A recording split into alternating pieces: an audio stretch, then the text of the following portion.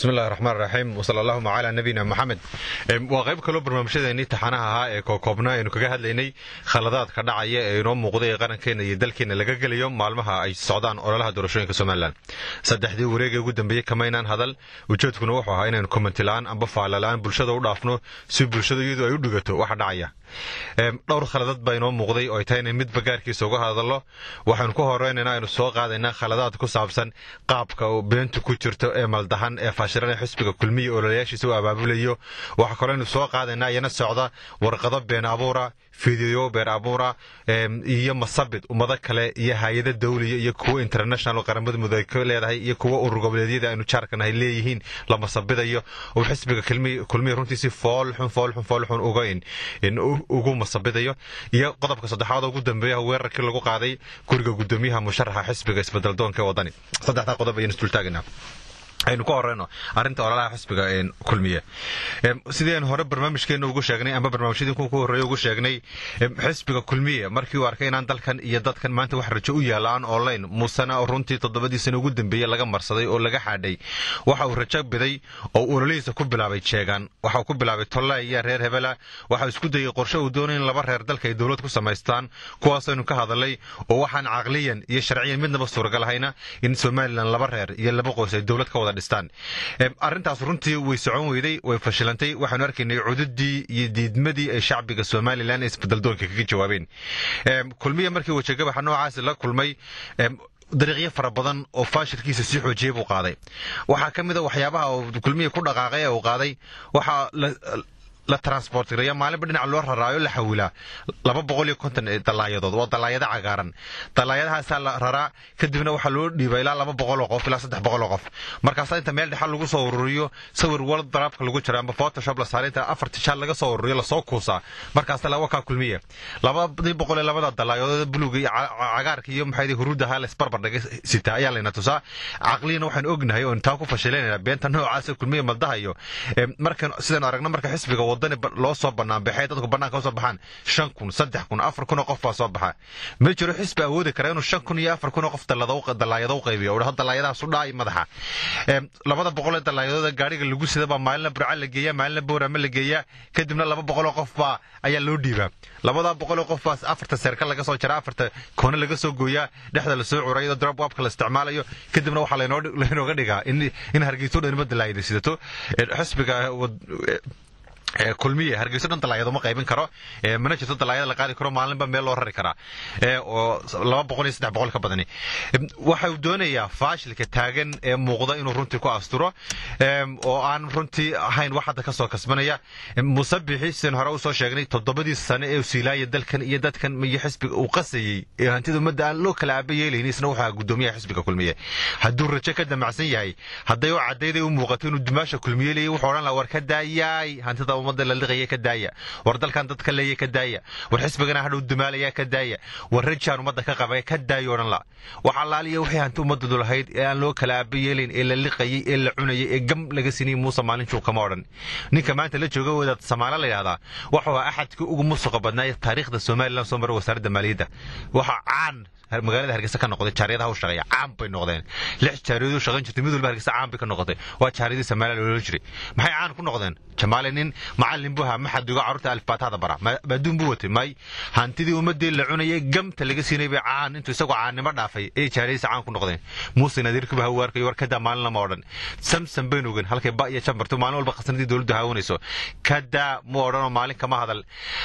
hantidii ilaahay dhaqaalaha wadanku lahaaba hal loo iibinayay madaarkii baa leeyay هامي شدال كالليبي تكدي بالليبي انت بموسى وكبر برقصلي قيبتي سوقادني ولا عني ولا دعي مالين كدايه مودن waxaasoo khaladii bulshada Soomaaliland aragtay haduu Soomaaliland dan kaliye maalmaha soona warka joogay kadaayay dalkan iyo dadkan baan dan kaliye dumaasha kulmiyay walaalayaal moodan khalad uu Muuse 7 sano ka hor hayeen saxo 7 cisho ololaha doorashada lagu jiro ma sixi karo walaalayaal wax dhici karana maaha sidaa bedelkeeda waxaa niman diranayaal runtii oo muuse lugta sii gooyey oo barnaamijyadiina hore aynu kaga hadalay oo nimanka fikradaha liitay ee maxay laba reer baa dowlad dhisanaya muuse ku ababiyey waxyaabaha runtii xisbiga sii tuqanaya waayo xisbiga kulmiye waa hay'ad qaran oo walaalayaal waa hay'ad qaran oo aynu leenahay oo saddexdeena xisbi qaran kamida tacab baa soo galay dad fara badan oo Soomaaliland oo muwaadiniin oo dalkooda jecel baa u codeeya dad baa soo aasaasay ujeedka kulmiye loo aasaasay ma odhan karno wuxuu bilaha Soomaaliland la isku dilo laakiin dad danan leh oo aan dalkeen dadka kale baa leexiyo masabka ka leexiyay waxaan aaminay kulmiye la sixi karo la toosin karo maanta ma laan hayn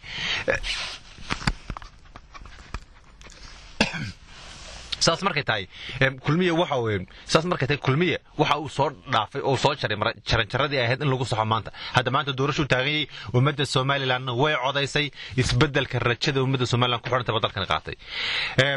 waxa arkayseen oo barbar socdo oo maalmahan aynu maqlaynaayo la yaacaya warqada been abuura muuqaala been abuura waxa laga been abuuranaya dawladda aanu jaarnahay waxa laga been abuuranaya hay'adaha qaramada midoobay waxa laga been abuuranaya urur goboleedka IGAD waxa laga been abuuranaya dawladda waaweyn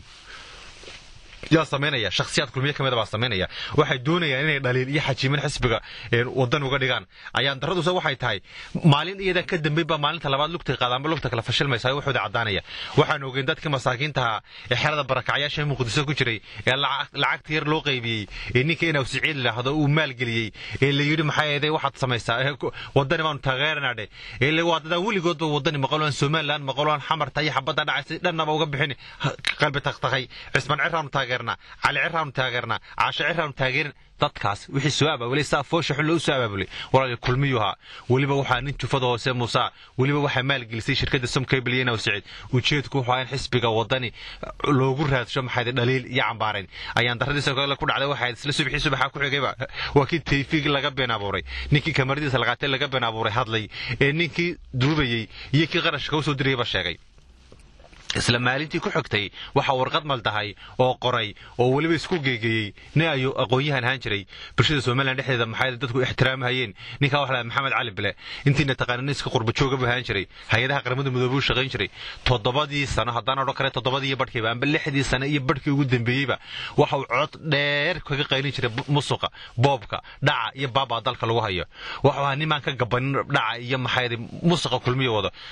qalin iyo qoraal buu ku sheegi jiray hay'adihii iyo ilaahay dhaqaale ugu dambeeyay dekada iyo madaarku uu kamid ka maalintii leebinayay si kulul buu uga hadlay laakiin Soomaalidu iyo cilmiyan iyo aqliyan waxaan ognahay marka aqoonta iyo cilmigu ay jahliga gabaad bidaanay magasadaan way hoos maraan aqoonta iyo cilmigu jahliga hoos maraan ninka aqoonyahankii meel xire jahli buu galay kulmiyo galay kadibna wuu hoos maray maanta Maxamed Cali Bilwaan ninka warqadaha maldaha iyo warqadaha koobiga qorqoraya ee kolba nin weyn oo sharaf leh oo wasiir ah oo dal aanu jaarnahay magaciisa ka been abuuranaya oranaya Yusuf Garaad baa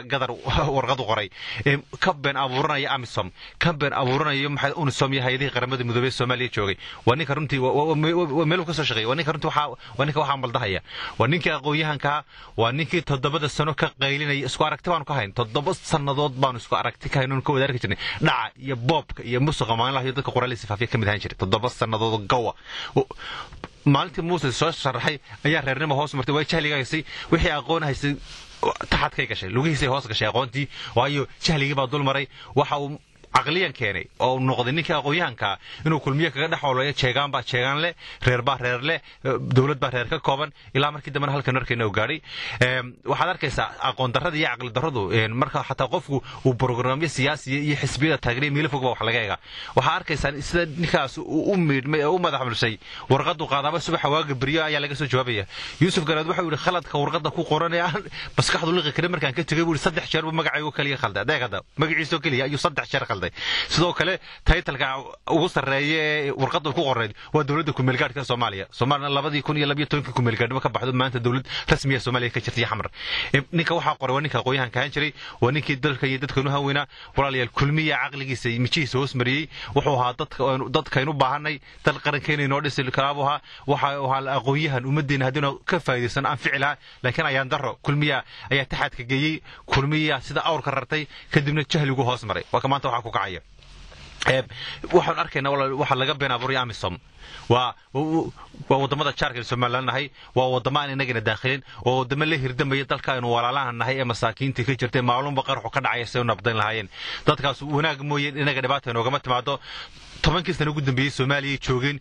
dhabi noogama soo gaarin in la fadqalaysto oo warar beena laga abuuro oo magacyadooda la koobigareeyo oo shaambadooda la soo qaato kulmiye sameeyo Soomaaliland bay ceeb ku tahay maanta nimanka waxa qoraya Maxamed Cali Bile ka yahay waxaan leeyahay walaalo 7 sano ka hor baa kulmiye khaladka maanta uu ku jiro saxo 7 cisho maanta kuma sii karo 7 sano ka hor wuxuu kulmiye khalday 7 sano wixii Maxamed Cali Bile ku muuqda qaaqad haystay maalinta cidada ka qaylinaysa Muuse ku tira Muuse dad bari dalka iyo dadka dan kale maanta hadal maanta Muuse rajal haan la Muuse samaynin waxa maanta warqada laga been abuuranayo waxa wadamada jaarka lagu gafayo waxa maalin ba hay'adi ka hadlayso hala joojiyo qaranka Soomaaliland bay ceeb ku yihiin kulmiye ceeb ku yihiin aqoonteen iyo dadnimadeena ceeb ku yihiin aqoonyahankeena inuu bidaynay sida awrta la rartay bay runtii ceeb ku yihiin Maxamed Cali Bile ceeb ku tahay inuu hay'ada international oo qaramada midoobay warqadahooda iyo shaambadooda ka been abuuro kadibna subaxa ku xigta ay fashilanto oo una Soomaaliya labadaba Twitter kaga hadlaan oo ay tusaan khaladka aan la liqi karin ku dhex jira iyo nooc loo qorayo Soomaaliland maanta 25 sano dalkeena jiray dal dhismay baynu nahay xamar oo 2 wiil ka hor 300 qof lagu dilayo oo shilay lagu dilayo oo bamba ku dhacayso Soomaaliland waxba yeeli karmayso inaga ay tahay inuu gulmano waxay tahay xisbiyadeena siyaasadda inay ku ololeeyaan sidii rajada iyo waxay u qaban karaan Soomaaliya ka saari karaan waxaan ka gacan si karo wadalan jaarnay wadalahayna bari dalnimadeena iyo madax banaanideena iyo qarnimadeena ku jirta in wadamada jaarkan mandaqadan hay nabad ku noolaadaan waxay idin halka ka fikirno waxay idin xisbiga kulmiye siyaasadiisu ay ka mid ahaato haduu dalka ku guuleysto muxuu tari karaa walaalaha burbursan ka bixila mahalakada ay ku jiraan laakiin inuu iyaga kaalmo ka sugo lada iyaga wax kaalmeynaya waa madaxeenu mijalo celinayo waa qarnimadeena la baabinayo weeye foolxumada noocaas kulmiya wada waayay waxa kamid ah foolxumadoon in hadalka ku dheeraado waxa kamid ah walaalayaal foolxumooyinka soo kordhayaan siyaasadda Soomaaliland ku jirin in cunfi la isku weeraro warqadaha been abuurka ee macmalka la qorayo marka subaxii la qoro isla subaxa kale oo fagaaraha Muuse Fuulay Muuse telefoon loo diraa ama subaxa loo sii sheegay lahada warqadaana ka hadal warqadaan jirin isla saacada Muuse warqadii uu ka hadlayo isla saacad ka horeysay waxa warqadii beeniyay mas'uulka laga qoray Yusuf Karada beeniyay Amazon baa beenisay qaramada midoobay Soomaaliya beenisay bulsho TV baa beeniyay isla Muuse ma oga oran maayo war wixii laga hadal isla sibxu mikrofoonka qabsanaya waa madaxiisa mijalo celinaya ceeb bay ku hayaan musharax Muuse bixi tiranayaasha runta aqoontaradu ka muuqata waxa soo kordho kamid ah cunfiga siyaasadda loo abuurayo isku dirka iyo nacaybka laga dhax abuurayo siyaasadda Soomaaliland bulshada Soomaaliland si xor oo xalaal maanta beelaha Soomaaliland min beel ilaa beel ba xisbiga wadana la isugu tagay maxaa la isugu tagay xisbi reer baan ahayn maxaa la isugu tagay war rajada kaliya umada noo qabto maxaa la isugu tagay waa ididiilada kaliya inuu qaran ahaan qabno weeye waxa inoo muuqda hantideeni ilaaheena dhaqaalaha oo shakhsiyaad loo xoreeyo loo ganay walaalayaal dekada berberi waxa maanta taagan oo wali yaala konteenaradii 7 bilood ka hor ku soo xidhay konteenaradii 7 bilood ku soo xidhay ayaa taagan waa laga soo degi karlay cid gashalay markii loo tagay Carabta Imaaraadka loo tagay kala hadleen hatta nimankii iibiyay war maxaa ku dhacay meeshii xidhe waxay dhaheen maxay idinka galay soo nagamida iibin meesha noocan ula soo degeeyay waxaan saynana ka yaala waxay taas sababtay in ganacsadeen Soomaaliland ay kontraband iyo musuq garow wax kala soo degaan in dalka Djibouti in jaarkan ay dalnimadeena iyo dadnimadii toona oo galeen ay sanduulle iyo lacag baad kala soo degaan ganacsigoodii duliga noocaas kulmiye ay nagay isagoo maanta kulmiye eelaha noocaas u yaalan qaranka Soomaaliland reernimo eegmayo wala sheegan baan leegin wala habar abal iyo hawar jeclaan leegin Soomaaliland hal dabal bay u gashay Saacad Muuse oo kala harin oo jufada Muuse bixaan oo kala harin wadani waa rajada Soomaaliland qabto waa wadada rajada Soomaaliland qabto waa dariiqa kale noo furnayn waana fursada kaliya maanta inoo taala wada jirkeena walaaltinimadeena iyo dalnimadeena walaalayaal ku sii xoojin karno waa wadani guuldarooyinka markay rafanayaan ee guuldarooyinka kulmeeyada waxa kamid ah in dhalinyarada cunfi la geliyo waxa habeen hore ka dhacay waxa runtii hore u soo marin maxay saacada iyo waqtiyada doorashooyinka horeeyay Soomaaliland waxa la weeraray guriga gudoomiyaha musharaxa ee xisbiga isbedel doonka wadani waxa weeraray dhalinyaro tiro badan oo runtii calankii kulmiye wata sideen waxa la yiri gaalka dir gartiisana si lagama hadalka lagama leexleexdo been Ilaahay ba xarantimiyay Muuse bixi sharaf looga hadlay buuska fogeeyay waxa ugu baaqay cid taageerta inaan falaka noocaas ku metelin waa dalnimiga aqoonnimiga kaleedma ku jirta laakiin san walaalayaal harab uga hadalay khalad ka soo dhacaya Muuse ma galo khalad ka soo maanta dhacaya Muuse ma galo waxa la waxa magaxumada iyo majaxumada xisbiga kulmiye lagu hawaabinayo niyu kulmiyaha wada tiranayaasha wada niman aan xisbigan war ka haynin oo aan dalkan iyo dadkan Muuse dan kala hayn Muuse warka ogeyn baa wada nimanka Muuse inta lacagta ololaha ka qaataan burciye buurama ku kala qaybsada ee xisbiga lugaha garka gundaha ugu xidhu ka talaabsan kari waayay baa wada nimankaas dhalinyaro lacag soo siiya nimankaas maaha niman kulmiye wax la doonaya niman muuse wax la doonaya maaha niman Soomaaliland wax la doonaya maaha waa niman raba inay dalkan iyo dadkan fawda ka ridaan waa niman raba dhaci iyo boobki iyo musiqi ay faraha kula jireen bartoodii ka sii socdo waa niman ka baqayo oo wadnaha farta ku haya maalintii isbedelku hilaaco isbedel doonku dalka qabsado in laga daba yimaado oo la xisaabtamiyo oo hantida aanu lahayn ducaha iyo jeebabka ku haysta laga soo noqdo waa niman kuwa ka baqayo kuwa waxa abaabulaya kuwa dhalinyarada u soo dhibaya dhagxaanta kuwa dhalinyarada baabuurta ku soo guraya waa niman noocaas waana niman la wadoogi la wada yaqaano Somaliland maanta midnimo ku meel maraysa wadajirkeena ku meel marayna minbari ilaa galbeed oo israacnaan ku meel marayna waxa runtii mahad mudan sida bulshada Somaliland ay u diiday u tiri sheegan sida bulshada Somaliland u diiday u tiri reer hebel la shuraakoobeeya waa runtii waa wax lagu amaano maanta 700 kun Somaliland darkii isku codeeyay doorashadu iyagoo midaysan ay calanka jaalaha taagan waxay doonayaan oo ay arkaan u muuqdaan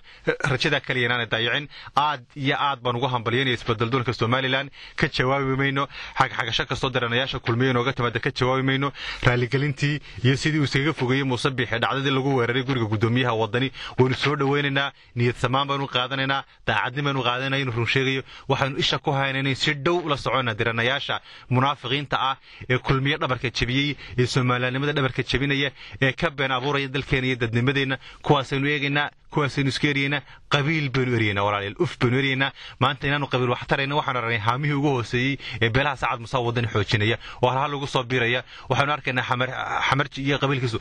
lacago iyo baabuur bay wadani ku taageerayaan haddii qabyaalad jirto Muuse waa adeerkooda way tagi laayeen Somaliland maanta qabyaalad meel bay iska dhigtay dal iyo dad midaysan baa loo sarshay rabbi Allah inoo aqbalo isbedel doonimadeena mid aynu dalkan iyo dadkan baafaco yeesho Allah ka dhigo dalkeenu ha waaro Somaliland ha jirto cadowgeeda Allah ha jabiyo kuwa loo adeegsanay rabbi ha inaga qabto intaan isku imanayno qurmooyinka dambe oo aynu maalinba kaga hadlayno dhacdooyinka taagan waxaan isku dhaafnaa tan iyo dambe tusan. Assalaamu calaykum.